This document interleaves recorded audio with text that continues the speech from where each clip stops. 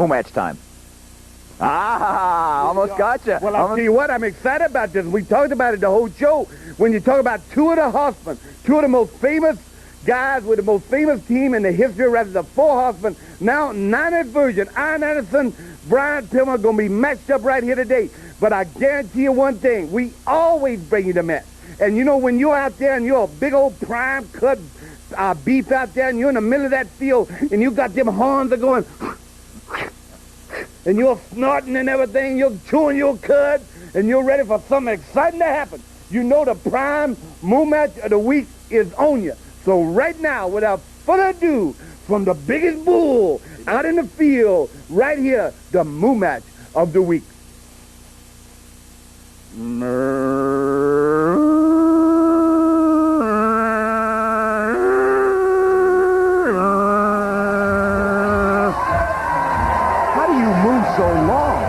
This is a prime cut match right here.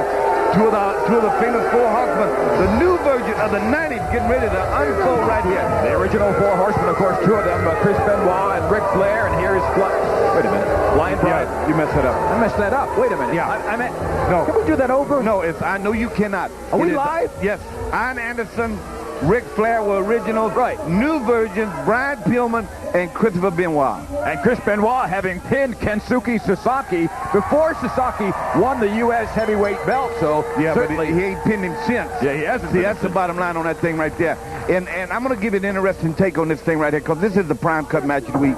This is where you got to get down and dirty. Really take a look at these athletes right here, as we do in all prime matches. But Chris Benoit, to me, right now, I believe they're having second thoughts. I believe he's a bad choice.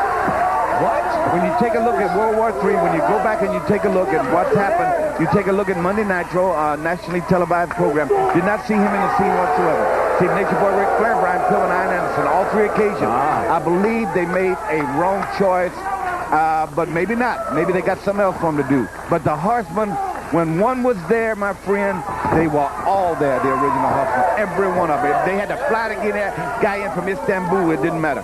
Todd Martin now missing the hair up of Brian Pillman. That's just my take. No, it's a very good point. I never thought about it. Thinking about Nitro. See, it explodes on the scene. Yes, it is Chris Benoit. And there we are. Then all of a sudden, all the smoke is cleared and we ain't seen him. I ain't seen him. He's off on his own doing something. Did you see them out with him against Sasaki? Sasaki at World War III. Were they out with him? No, they weren't. Not a one. Well, that's not the way they put themselves together. One for all for one. And Pillman, wow, look at this. The Be Allowed No. Yes, all right. Come on, Ty. Look at Morris. Nice drop kick. He is pumped, and I'm not sure if Anderson's coming in. Oh, yeah. I think he wants Morton to slow it down a bit. Yeah, sure he does, because the enforcer now is on that other side of that mountain where you get to where you get a certain age, you know what I mean, as an athlete. You got to really dig deep down in there, you know what I mean? I know. I've been there. But bottom line, he's got a lot of good years left, but if he doesn't want this guy to rock and roll express him to death. And that's double drop kicking, leaping, doing all the things they were famous for. You know what I mean? And this Todd Martin can do them things. Now this guy here, what's his name? That's Scott Sandlin. Stretch Armstrong ain't going to stand a chance here against these guys. These guys right here. Scott Sandlin. Stretch Armstrong? Where were you from? You've been playing with the kids, haven't you? You've been stretching that thing. Oh, you ever get to see one of them? You stretch people, don't you? Cody's got one there. Yeah, I bet. Okay, here we go. And Anderson, as we said, one of the original members of the Four Horsemen. And Pillman, he is showing that he is directly from the mold from whence the Fourth Horseman came. Okay, see, he fits there. Yes, he does. You know what I mean? He fits there. I believe Benoit and Iron are so similar. You know, they're so similar. You know what I mean? In this mix right here. That but it seems every time I report around and try to find out, everything's fine. They all the Four Horsemen. Benoit's in there good, but I'm just making a take on it. Me watching it, it don't look good to me. Well, it's interesting to me that Lex Luger, a former member of the Four Horsemen, now a member of the Dungeon of Doom, I think would like to become a member of the Four Horsemen. I don't know. See, we don't know. We speculate.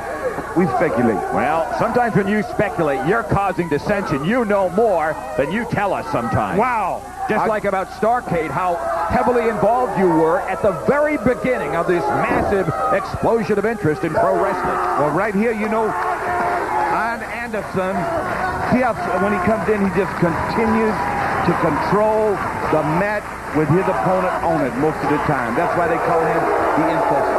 That very wide base on Scott Sandlin. Look at the body. And Sandlin himself is a big man, but compared to Anderson, the thickness, the strength, the height, the stuff. What? No, that was a choke of Anderson. Sandlin actually looks small. Smaller than what? Smaller than Anderson, but bigger than most normal men. And Todd Morton there, the right-hand side of the screen, you know he's going to come in. Sandlin whipped. I do mean whip. Whoa! Look out! Oh, that's a fine buster. Yes, sirree, brother. That's the trademark finishing maneuver. Insult to injury. Here comes Pillman on the third rope in this smooth match. He drops. Nice splash. Air Pillman 1, 2, and 3. Two of the Horsemen prevail right here. Dusty the Horsemen continue their dominance of wrestling in the 90s, much like they did throughout the 80s, but with 2 new members. 2 becomes 3, and then becomes 4. What makes him different, though, than the 80s in the 90s, that the man that leads them was the world's heavyweight champion. They have to regain that, I believe, for them to regain the power that they have. But no mistake about Iron Anderson can put a man away. And right here, poof, prime cut. Match of the week is over. We're back with a word about next week in a moment, so don't go away. Well, Dusty, you know, Starrcade coming up Christmas week. We knew that it was going to be New Japan wrestlers against WCW wrestlers. But there are some rumors that perhaps the WCW title is going to be somehow involved in Starrcade. Anything you know about that? Well, I've heard it from a really good source. Woodrow say extravaganza is the key word for this Starrcade. The granddaddy of them all. The thing that started pay-per-view television, if you will. Made you started buying stuff on television. Was Starrcade. This one will be the biggest extravaganza of all times. And next week, we will answer a lot of questions about it. We will tell folks what's going to be happening on that. Also, the Nasty Boys and a team to be reckoned with in WCW, the Super Assassins, will be here kicking booty on the Prime. And if you think this move match was long, next week, the move will be at least a minute. A minute? Yes. Fans, we'll see you next week right here on the Prime.